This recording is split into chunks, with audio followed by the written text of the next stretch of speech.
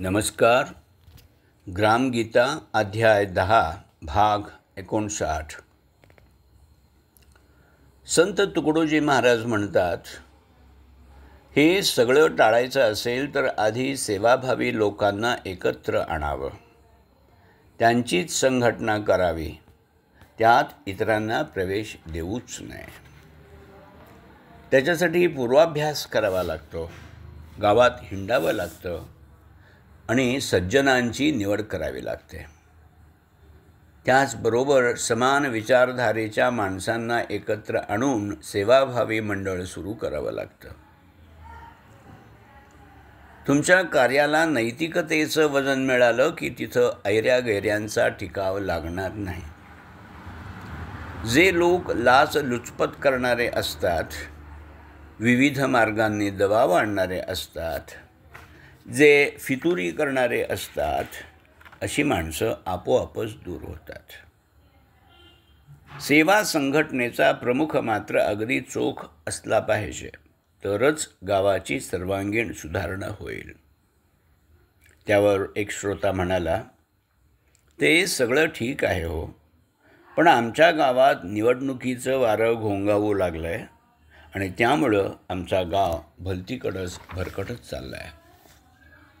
स्वार्थी माणसं, गावगुंड ही सगळीजणं अनेक मार्गांनी जनतेचा बुद्धिभेद करू लागलेली आहेत.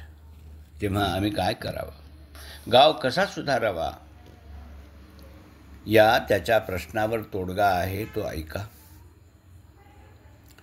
असा अनुभव प्रत्येक गावात कमी जास्त फरकानं प्रत्येकाच्या वाट्याला येत असतो.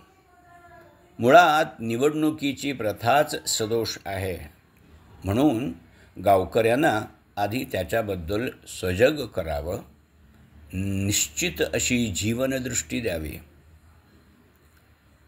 प्रत्येकाच्या जीवनाची जबाबदारी ही निवडणुकीवर अवलंबून असते हे पटवून द्यावं आणि अजिबात न गोंधळता निवडणुका घ्याव्यात. आपण जरा शांतपणाने विचार केला तर हळूहळू आपल्याला निश्चित मार्ग सापडेल आणि सारा गोंधळ संपेल. अहो, गावाची सेवा करण्यासाठी पुढारी कशाला पाहिजे? ज्याच्या त्याच्या प्रामाणिक कार्याची कसोटी लावा, म्हणजे खरा पुढारी कोण आहे ते समजेल. गावासाठी कोण झिजतो? रोज पहाटे उठून गावात कोण फेरफटका मारतो? साधेपणानं राहून दिवसभर गरिबांची कामं कोण करून देतो? गावात फिरून गावकऱ्यांचं दुःख कोण समजावून घेतो? न्यायनीतीनं कोण वागतो? गावानं जमवलेल्या पैशाला अजिबात हात न लावता कोण काम करतो? सगळ्यांच्या सुखदुःखात कोण सहभागी होतो? एक प्रकारे या सगळ्या कार्यकर्त्यांची निवड करण्यासाठीच्या कसोट्याच आहेत. गावाचा जो प्रत्येक घटक असतो त्याला प्रत्येक माणसाची माहिती असावी लागते. त्यात चुकार कोण आहेत आणि प्रामाणिक सेवक कोण आहेत, चालक कोण आहेत आणि नुसत्या प्रतिष्ठेसाठी धडपडणारे कोण आहेत याचाही पत्ता लावावा. इतकंच नव्हे तर ती गोष्ट गावकऱ्यांपुढं निसंकोचपणे मांडावी. ज्या माणसाला त्या गावाबद्दल जिव्हाळा असतो त्याचीच निवड करावी, म्हणजे तो सगळ्या गावाला सुखी ठेवतो. जर असं केलं नाही तर गावात भांडणं माजणारच, गावाची स्थिती हाताबाहेर जाईल आणि मग स्वार्थी लोकांचं फावतं आणि सज्जन माणसं पुन्हा आपली दूरच राहतात. संत तुकडोजी म्हणतात, आम्ही तर असं समजतो की ज्यानं गावाला उन्नत स्थानावर नेऊन ठेवलं आहे, ज्यानं आदर्श अशा समाजाची निर्मिती केली आहे, अशा माणसालाच बोलण्याचा अधिकार आहे.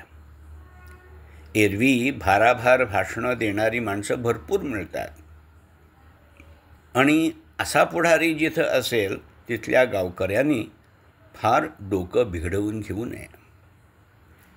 जो इमानदार असेल तोच गावाचा धनी समजावा. बोलायचं एक, वागायचं दुसरं, लपवायचं एक आणि दाखवायचं दुसरं, अशा वागण्यानं गावात घातकीपणा वाढीला लागतो, हे श्रोत्यांनी समजून घ्यावं. श्रोते मंडळी, हे असं आहे बघा. तुम्ही भिडेखातर विष खाल्लत, चोरून सापाला दूध पाजलत, वाघाशी सोयरी केलीत, तर नाश होणार नाही तर काय होणार. म्हणून म्हणतो, इमानदार सेवकांनाच एकमतानं निवडून द्या. क्रमशः